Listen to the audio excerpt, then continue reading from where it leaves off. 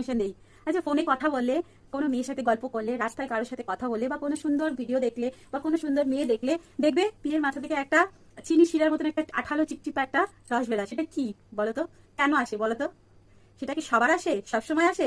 কেন আসে? অনেকে আমাকে কমেন্টে জিজ্ঞাসা করেছো এটা কেন হয়। তো চলো আজকে তোমাদেরকে সেটা নিয়ে কথা বলি।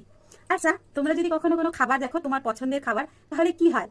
তোমাদের খেতে ইচ্ছা করে, তোমাদের যে লালা গ্রন্থিটা আছে সেখান থেকে লালা বেরোয়, সেখান থেকে একটা রস বেরোয়, তারপরে খাবারটাকে চিবাও, তারপরে সেটা হজম করে ওই লালাটা, তাই তো? তো কিছু খাবার দেখলে আমাদের যে গ্রন্থি থেকে যে লালাটা মানে রসটা বেরোয়, সেটা আমাদের কিন্তু খাবার দেখলেই বেরোয়।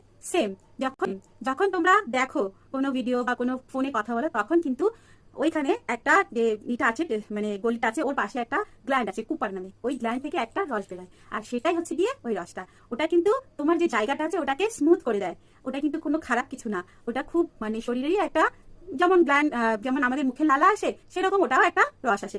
এটাতে কিন্তু কোনো ক্ষতি করে না।